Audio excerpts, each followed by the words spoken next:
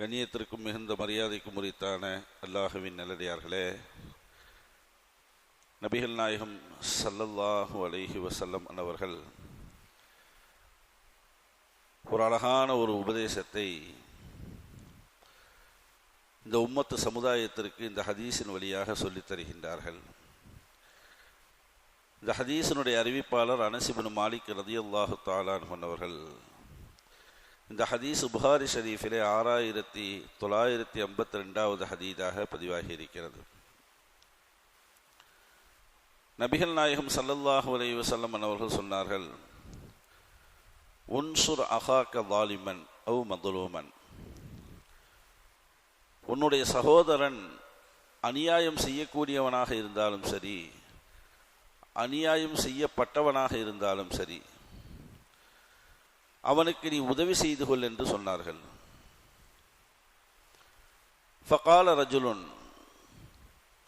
ஒரு நபித்தோழர், அந்த சபையிலே இருந்த ஒரு நபித்தோழர், யா ரசூலல்லாஹ், அல்லாஹுவின் தூதரே, அன்சுருஹு இதா கான வாலிமன் இதா கான மதுலூமன். அநீதி இழைக்கப்பட்டவனுக்கு நாங்கள் உதவி செய்வோம், அதிலே ஒரு அர்த்தம் இருக்கிறது. அஃபரைத்த இதா கான வாலிமன், அநீதி இழைத்தவனுக்கு எப்படி நாங்கள் உதவி செய்வது, கைஃப அன்சுருஹு, எப்படி உதவி செய்வது என்று கேட்டார்கள். நபி ஸல்லல்லாஹு அலைஹி வஸல்லம் ரெண்டு பேர்த்துக்குமே நீங்கள் உதவி செய்யுங்கன்னு சொன்னாங்க. இந்த ஹதீஸில் அநியாயம் செய்யக்கூடியவனுக்கும் நீங்கள் உதவி செய்யுங்க, அநியாயம் இழைக்கப்பட்டவனுக்கும் நீங்கள் உதவி செய்யுங்கள் என்று சொன்னாங்க. அப்ப நபித்தோழர்கள் இப்படி கேட்டார்கள், அநியாயம் இழைக்கப்பட்டவர்கள் ஓகே, அநியாயம் இழைக்கக்கூடியவனுக்கு எப்படி என்ற ஒரு கேள்வி. சில விஷயங்கள் நபிகள் நாயகம் ஸல்லல்லாஹு அலைஹி வஸல்லம் அவருடைய தொலைநோக்கு சிந்தனை, ஆழமான அந்த பார்வை, இவைகளெல்லாம் நம்மளுடைய சிந்தனைக்கு புலப்படாது. மூசா அலைஹிஸ்ஸலாத்து வஸ்ஸலாம் அவர்கள் கல்வி பயணத்தை தேடி சென்றார்கள் என்பதாக குர்ஆனில் நம்ம பார்க்குறோமா இல்லையா? அங்கே ஹிதர் அலைஹிஸ்ஸலாத்தை சந்திச்சாங்க. அவங்க செய்யக்கூடிய அனைத்து செயல்பாடுகளும் நம்மளுடைய வெளிப்பார்வைக்கு தவறை போன்றே தெரியும். எல்லா விஷயங்களும் தவறு மாதிரியே இருக்கும். அதற்கு பிறகு அதனுடைய விளக்கங்களை சொல்லும் பொழுதுதான், ஓ, இப்படிப்பட்ட விஷயங்கள் உள்ளே இருக்கிறதா என்பதாக விளங்கும்.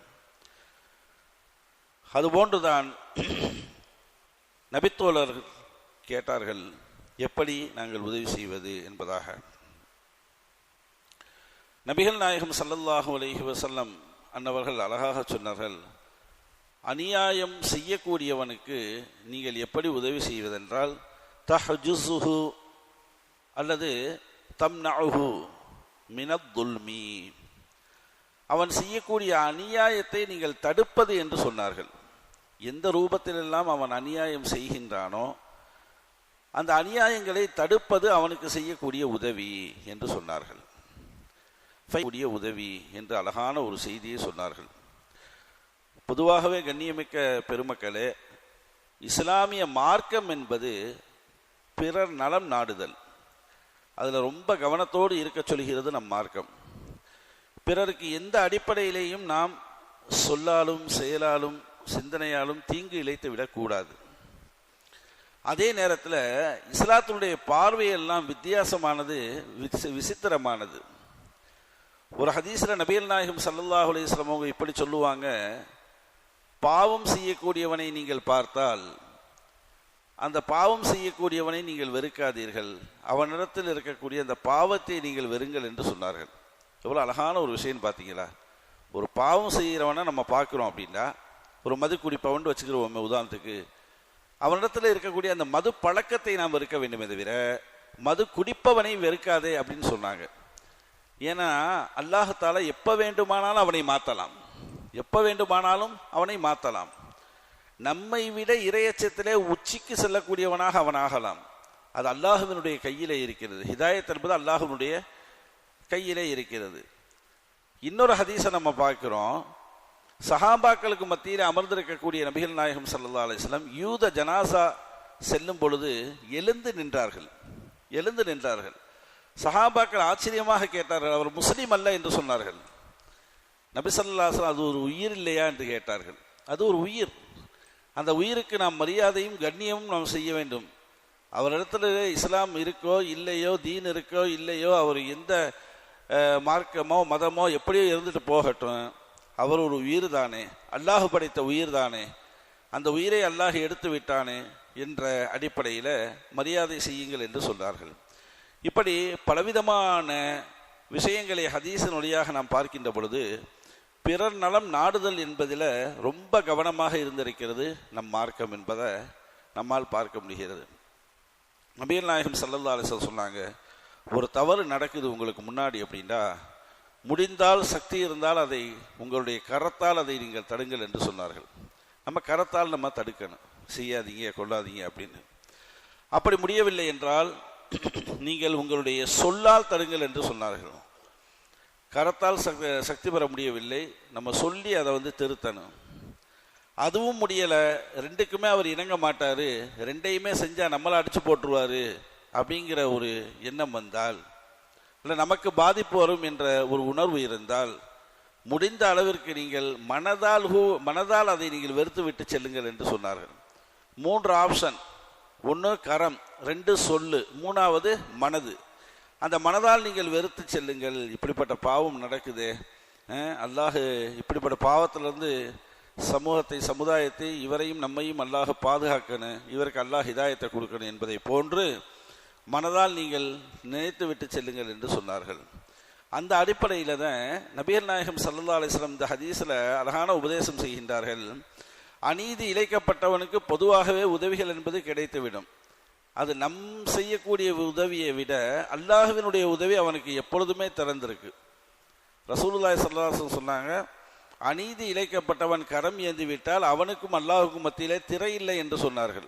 திரை என்பதே கிடையாது, கரம் ஏந்தி விட்டால் முடிஞ்சு. அதனால தான் ரொம்ப கவனமாக சொல்லுவாங்க, மார்க்க அறிஞர்கள்லாம் சொல்லுவாங்க, உங்களுடைய சகோதரனும் உங்களுக்கு அநீதி இழைத்து விட்டால், பெருங்கொண்ட அநீதி இழைத்துட்டாரு, தாங்கவே முடியலை, வேதனையை நம்மளால் அடக்க முடியலை, இவ்வளோ பெரிய துரோகம் யாராலும் செஞ்சிருக்க முடியாது, அப்படி செஞ்சிருந்தாலும் கூட எதிராக நீங்கள் கரத்தை தூக்கி விடாதீர்கள் என்று சொல்லுவார்கள். மௌனமாக நீங்கள் போயிருங்க, பத்துவா செஞ்சிடாதீங்க, யாருக்கும் பத்துவா செஞ்சிடாதீங்க, மௌனமாக அமைதியாக நீங்கள் போயிருங்க. ஏன்னா நீங்கள் கரம் ஏந்தி பத்துவா செஞ்சிட்டீங்க அப்படின்னா அல்லாஹ் அதை உடனே ஏற்றுக்கொண்டு அவனை ஒன்றும் இல்லாமல் நாசமாக ஆக்கி விடுவான். நஊது பில்லாஹ். அப்படிப்பட்ட ஒரு சூழலுக்கு நீங்கள் தள்ளி விடாதீங்க அப்படிங்கிற ஒரு உபதேசத்தை நமக்கு சொல்லுவாங்க. அப்போ அநீதி இழைக்கப்பட்டவனுக்கும் அல்லாஹ் மத்தியிலே திரை என்பது கிடையாது. அல்லாஹ் ஜல்லஷானஹு தஆலா அவன் கரம் ஏந்தி விட்டால் உடனே அதை துவாவை அல்லாஹ் ஏற்றுக்கொண்டு நிறைவேற்றி தருகிறான். அதே நேரத்தில் அநீதி செஞ்சு கொண்டிருக்கக்கூடியவன், அநியாயம் செய்து கொண்டிருக்கக்கூடியவன், பாவம் செய்து கொண்டிருக்கக்கூடியவன், எல்லோரையும் சங்கடப்படுத்தக்கூடியவன், இவர்களை பார்க்கின்ற பொழுது அவர்களுக்கு செய்யக்கூடிய நம் உதவி என்பது அந்த பாவத்திலிருந்து அவரை எவ்வாறு தடுக்க வேண்டும் என்பதில் நாம் முனைப்பு காட்ட வேண்டும். உபதேசத்தின் மூலியமாக அல்லது நம்மளுடைய நல்ல அணுகுமுறையின் மூலியமாக அல்லது சில பல விஷயங்களை சொல்வதன் மூலியமாக இப்படி அந்த பாவத்திலிருந்து அவரை எப்படி தடுக்க வேண்டும் என்பதில் நீங்கள் முனைப்பு காட்டி அவரை அங்கிருந்து கொண்டு வாருங்கள் என்றார்கள் நபிகள் நாயகம் ஸல்லல்லாஹு அலைஹி வஸல்லம். சஹாபாக்களுடைய வாழ்க்கை வரலாறுகள் எல்லாம் நம்ம படிக்கணும் இன்ஷா அல்லாஹ். அந்த அடிப்படையில் நபிகள் நாயகம் ஸல்லல்லாஹு அலைஹி வஸல்லம் அவங்களுக்கு அவங்க மேலே ஒரு நபித்தோழர் ரொம்ப பாசமாக இருப்பார். கடுமையான பாசம், உயிரை கொடுக்குற அளவுக்கு பாசம். இந்த அளவு அப்படின்னா பரம ஏழை, ஒன்றுமே கிடையாது. எங்கேயாவது போனால் வெளியூர் அங்குங்கன்னு போனால் அவர் என்ன செய்வார், ஏதாவது ஒரு பொருளை வாங்கிட்டு நபி ஸல்லல்லாஹு அலைஹி வஸல்லம் கொடுப்பார். அப்படித்தான் ஒரு தடவை ஒரு தேன் பையை கொண்டு வந்துட்டார். தேன் விற்கக்கூடிய ஆளையும் கூட்டிகிட்டு வந்துட்டார் வீட்டுக்கு, நபி ஸல்லல்லாஹு அலைஹி வஸல்லம் வீட்டுக்கு கூட்டிகிட்டு நபியே நாயகமே உங்களுக்கு ஆசையாக இந்த தேனை உங்களுக்கு நான் வாங்கிட்டு வந்திருக்கேன் அப்படின்னு. நபி ஸல்லல்லாஹு அலைஹி வஸல்லம் அல்ஹம்துலில்லாஹ், அன்பளிப்பு தானே, சதக்கா ஹராமில் அன்பளிப்பை வாங்கிட்டாங்க. வாங்கின பின்னாடி அவர் சொன்னார், நபி ஸல்லல்லாஹு அலைஹி வஸல்லம் உங்கள்கிட்ட இதுக்குண்டான காசை மட்டும் நீங்கள் கொடுத்துருங்க அப்படின்ட்டார். காசை மட்டும் நீங்கள் கொடுத்துருங்க அப்படின்ட்டு. ஸல்லல்லாஹு அலைஹி வஸல்லம் கடவாய் பற்கள் தெரியும் அளவுக்கு சிரித்த தருணங்கள் என்பது கைவிட்டு எண்ணக்கூடிய சில தருணங்கள் தான். அப்படிப்பட்ட ஒரு தருணத்தில் இதையும் கொண்டு வர்றாங்க. இவர் இந்த செயல் செஞ்ச உடனே நபி ஸல்லல்லாஹு அலைஹி வஸல்லம் கடவாய்ப்பற்கள் தெரியும் அளவுக்கு சிரிச்சிட்டாங்களாம். அவங்களுக்கு அதாவது அவர் ஏழை, அவர் எனக்கு செய்யணுன்னு அவருக்கு ஆசை இருக்குது, ஆனால் அவர்கிட்ட காசு இல்லை, ஆனால் எப்படியாவது செஞ்சாகன்னு. நபி ஸல்லல்லாஹு அலைஹி வஸல்லம் தேன் ரொம்ப பிடிக்கும், என்னடா பண்ணுறது, ஒன்றும் முடியலையே, வாங்கிட்டு போயிடுவோம், கொடுத்துட்டு அவங்ககிட்டே காசை வாங்கி கொடுத்துருவோம் அப்படின்ட்டு அவர் செஞ்சார். இப்போ நான் ஏன் இந்த விஷயத்த சொல்கிறேன் அப்படின்னா, அவர் மது குடிக்கும் பழக்கம் உடையவர், நபி ஸல்லல்லாஹு அலைஹி வஸல்லம் தோழருங்க. அவருக்கு மது குடிக்கும் பழக்கம் இருந்துச்சு. எவ்வளவோ நபி ஸல்லல்லாஹு அலைஹி வஸல்லம் சொல்லியும் பல தடவை தண்டனைகளை அவருக்கு நிறைவேற்றியும் அவருக்கு அந்த விட்ட பாடு கிடையாது. குடிப்பார், அதுக்கப்புறம் என்ன செய்வார், பக்கத்தில் உட்காந்து நபி ஸல்லல்லாஹு அலைஹி வஸல்லம் அவங்கள சிரிப்பு காட்டிக்கிட்டே இருப்பார். அவர் வேலை அது. உட்காந்து என்ன செய்வார், நபி ஸல்லல்லாஹு அலைஹி வஸல்லத்துடைய முகம் லேசாக அப்படி அவங்களுக்கு கொஞ்சம் கவலை சார்ந்த விஷயங்கள் அவங்க முகத்தில் தெரிஞ்சு அப்படின்னா உட்காந்து நகைச்சுவை எதையாவது சொல்லி சிரிப்பு காட்டிக்கிட்டே இருக்கிறது தான் வேலை. இப்படிப்பட்ட வேலையை செய்யக்கூடிய அந்த பெரிய ஒரு சஹாபி அல்லாஹ் தஆலா அப்புறம் அவங்களுக்கு ஹிதாயத்தை கொடுத்தான். அந்த பாவத்திலேருந்து அவங்க என்ன செஞ்சிட்டாங்க, மீண்டு வந்துட்டாங்க. அந்த நேரத்தில் கூட அந்த நபித்தோழரை பற்றி மற்ற நபித்தோழர்கள் தவறாக பேசும்பொழுது நபி ஸல்லல்லாஹு அலைஹி வஸல்லம் கண்டிப்பாங்க, அவரை தவறாக பேசாதீங்க, அவருடைய தவறு அவர்கிட்ட என்ன இருக்கோ அந்த பாவத்தை மட்டும் நீங்கள் வெறுங்க, அவரை நீங்கள் வெறுக்காதீங்க அப்படிங்கிற விஷயத்தைலாம் நபி ஸல்லல்லாஹு அலைஹி வஸல்லம் சொல்லி கொடுத்தாங்க. அப்போ அந்த அடிப்படையில் பொதுவாகவே மனிதன் என்பவன் தவறு செய்யக்கூடியவன் தான். அந்த தவறை நாம் வெறுக்க வேண்டுமே தவிர தவறு செய்பவனை வெறுக்கக்கூடாது. அதிலிருந்து அவனை மீட்டு கொண்டு வருவதற்குண்டான வேலைகளை நாம் பார்க்க வேண்டும். அதைத்தான் இந்த ஹதீஸ் நமக்கு அழகாக சொல்லி தருகிறது. கண்ணியமான பெருமக்களே, நபி ஸல்லல்லாஹு அலைஹி வஸல்லம் எப்படிப்பட்ட அழகான உபதேசங்களை எல்லாம் நம் சமூகத்திற்கு நம் சமுதாயத்திற்கு செய்தார்களோ அதையெல்லாம் எடுத்து செயல்படுத்தக்கூடிய நல்ல முஃமினீன்களாக